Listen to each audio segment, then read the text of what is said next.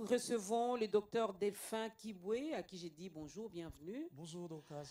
Il y a Monsieur Fedi Moukendi. Bonjour, bienvenue. Bonjour Dorcas, merci. Voilà. Alors, expert en santé publique et responsable des suivis évaluations ABFND, ça veut dire quoi? C'est Association de bien-être familial et naissance désirable. Ah, ici on parle des naissances désirables. Ouais. Alors, notre sujet d'aujourd'hui, c'est les grossesses non désirées. Donc, naissance indésirable. Voilà, c'est vraiment le contraire. Alors, d'entrée des jeux, quand on parle des grossesses non désirées, quelle est l'explication que vous pouvez donner? Oui, je pense que le mot même est facile à comprendre. Grossesse non désirée. C'est-à-dire une grossesse qu'on n'a pas voulu. Vous savez, le rapport sexuel a presque deux objectifs.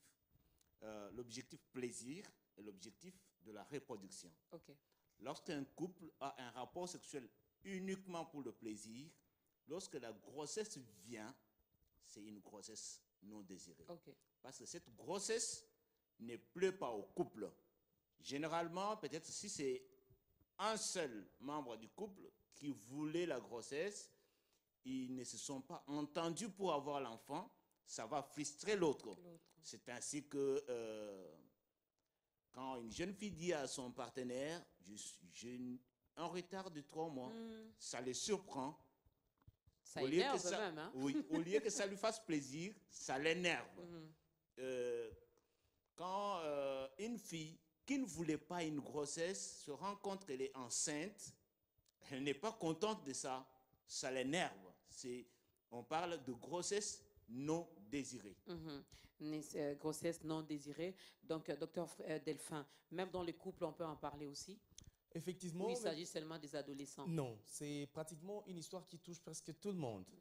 La grossesse, même une élève peut l'attraper, même un élève peut engrosser. Surtout qu'il a déjà atteint l'âge. Oui. Alors, un sens péjoratif, c'est que, imaginez-vous, la grossesse est non désirée, mais au cas où elle arrive à terme, l'enfant qui naîtra, on l'appellera qui? Enfant non désiré? Non, pas du tout. C'est-à-dire, pour compléter Fedi, c'est juste une grossesse dont on n'a pas eu le temps matériel, financier et pratiquement le temps de planifier. Comme l'a dit Fedi, on ne l'a pas voulu, mais c'est une surprise. Voilà. Et cette surprise peut être d'un côté, et pourtant la procréation doit être de commun accord entre le masculin et le féminin. Alors, il peut se faire qu'une fille cherche à se faire aimer par le gars qui ne veut pas perdre, qu'elle ne veut pas perdre. Et là, elle colle comme motif et doit tomber enceinte. Cette grossesse, en soi, du fait qu'elle n'a pas été planifiée, elle constitue le non-désir de fécondation, mais l'enfant qui naîtra sera toujours un enfant bienvenu, qu'on appellera même deux fois bien-aimé, aimable. Ou amour. Voilà, amour, c'est ça.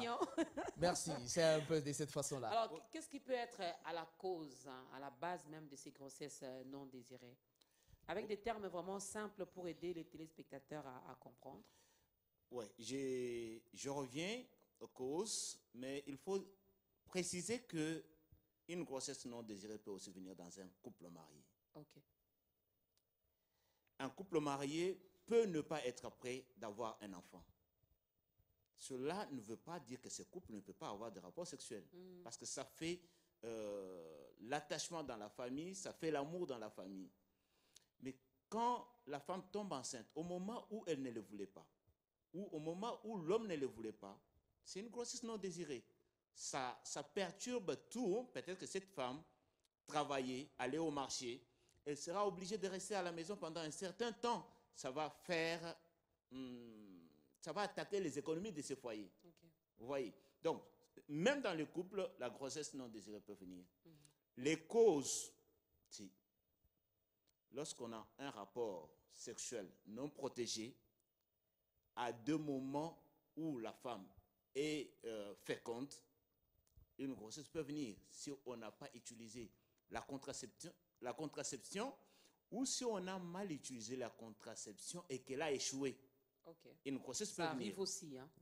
Si on a mal utilisé, on n'a pas suivi les conseils de professionnels de la santé, et qu'on utilise vaille que vaille, la grossesse peut venir. Et vous allez dire, les contraceptifs ne sont pas bons, ne sont pas efficaces, mais seulement parce que vous avez utilisé mal. Oui, c'est un peu ça les causes. Je crois que le docteur Delphin peut m'ajouter pour élargir. Vous avez déjà attaqué aussi les conséquences. Vous avez parlé de quelques conséquences. Oui. En fait, les plus grandes causes, c'est celles qui venaient de donner. Et surtout, je rappelle à l'intention de tous les téléspectateurs dans le monde, c'est hier qui était la journée mondiale de la contraception. OK. Chaque 26 septembre, c'est une journée mondiale dédiée à la contraception. Et ça se célèbre même... Mais ça, on n'en parle pas. C'est comme s'il n'y a pas eu assez de sensibilisation. Non, en fait, avec le programme national de la santé et de la reproduction, il y a des activités qui sont prévues. Ça devait être tenu pendant cette période, mais suite à certaines conditions logiques du fait qu'on voudrait que ça réussisse presque dans tout le pays, même dans le village à Kanyabayonga, partout, qu'on puisse comprendre que dans le 26... toutes les langues aussi. Hein. Et surtout ça. Alors, ça va se fêter. C'était hier, le 26 septembre. Alors, par rapport aux causes, c'est ce que venait de dire M. Fedi. C'est plus une contraception qui échoue ou qui est mal pratiquée ou quasiment pas pratiquée. Okay. C'est parmi les causes. Les origines, peut-être pour directement sauter là-dessus, souvent les grossesses non désirées, pas seulement dans le couple, pas seulement au moment où on s'y attend le moins, les origines sont soit c'est un rapport sexuel consenti, les deux personnes ont consenti de faire rapport sexuel et que les conséquences du fait que ça n'a pas été protégé, c'est la grossesse non désirée, soit c'est un rapport sexuel forcé, non consenti, cas de viol, effectivement, ça se fait, cas de viol, ou un rapport sexuel de culpabilité, du genre inceste dans la maison. Voilà, ce sont des jeunes gens de 15 et 17 ans qui dormaient au salon parce qu'ils sont, entre guillemets, des Salomons et que la nuit, avec tout ce qui se passe, les films à la télé et autres, avec ils sont passés. Aussi. Donc, c'est un rapport sexuel de culpabilité. C'est parmi les origines qui entraînent pratiquement les grossesses non désirées dans la communauté et dont on va citer les conséquences peut-être avec... Attaquons déjà parce que M. Fedi en a énuméré déjà quelques-unes. Oui, je pense que le docteur Delphin va beaucoup ajouter par rapport aux conséquences. Je voudrais dire que les grossesses non désirées, c'est un problème de santé publique. L'OMS dit même que les grossesses non désirées et les avortements clandestins constituent la deuxième cause de mortalité de jeunes filles de 15 à 19 ans. Donc, la plus grande conséquence par rapport aux grossesses non désirées, c'est ces avortements clandestins qui amènent parfois à des complications sur la santé de la jeune fille et de la femme, qui amènent à la fatalité, à la mort. Donc, les grossesses non désirées, ce n'est pas un phénomène qu'il faut négliger. Il faut vraiment s'attaquer à ça. Il y a aussi des conséquences économiques.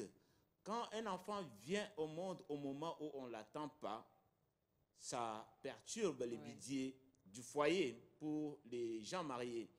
Et ça perturbe aussi les cursus scolaires, par exemple, de jeunes filles qui sont à l'école. Quand elles tombent grosses, dans notre culture, quand une fille est grosse, elle est d'abord stigmatisée et puis elle laisse d'aller à l'école. Cette fille aura difficile à trouver les boulots à Biwan et de se prendre en charge. Et le fait qu'elle n'a pas de boulot, elle ne va pas participer au PIB du pays. Vous voyez, donc ça entraîne aussi la pauvreté. Surtout pour la jeune fille, c'est compliqué. Hein? Les jeunes garçons, lui, il engrosse, il continue avec ses études. Là, je peux pratiquement m'insurger, pas en faux, mais en neutre, parce que si nous essayons de voir les conséquences, comme venait de le dire Freddy, nous pouvons peut-être les systématiser de manière un tout petit peu simple. C'est qu'il y a ces conséquences qui sont étroitement liées à la jeune fille, au garçon, à son entourage, à sa famille, y compris au pays. Bien sûr que notre peuple, notre hymne national parle de nous peuplerons ton sol et nous assurerons. Je pense qu'il y a de ceux-là qui se sont appropriés cette phrase et pensaient qu'il faut mettre au monde sans calcul, chose qui est vraiment aberrant. Alors, par rapport aux conséquences, à la jeune fille, il y a cette perte de personnalité. Parce que beaucoup de jeunes pensent que mettre au monde, c'est une fatalité. Aussi, Si une fille met au monde et qu'elle n'est pas, c'est en dehors du mariage, ça suppose que Asili, souvent ils utilisent ce terme-là, c'est parmi les conséquences. Donc il y a cette perte de l'estime de soi. Et au-delà de ça, il y a les conséquences économiques, il y a les conséquences psychosociales, psychologiques. La fille ne va plus être en elle-même et va se voir comme si elle était en dessous de ses potentiels d'atteindre un plus grand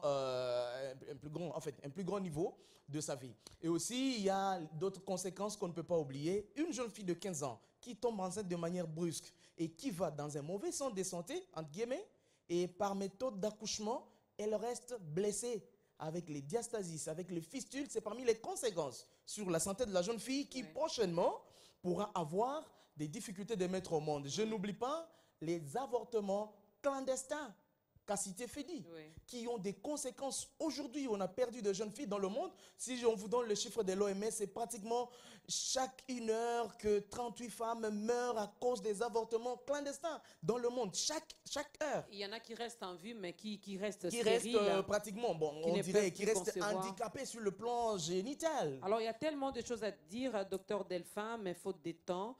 Monsieur Fedi, donnez-nous, pour ceux-là qui auront encore des questions à poser, concernant peut-être la prévention, concernant peut-être les conséquences encore, les causes, les origines et tout. Si vous pouvez nous donner vos contacts rapidement. En fait, je peux peut-être parler avant Fedi. C'est que pour nous contacter, pour de plus amples précisions, nous sommes joignables. C'est plus 243 89 039 94 96.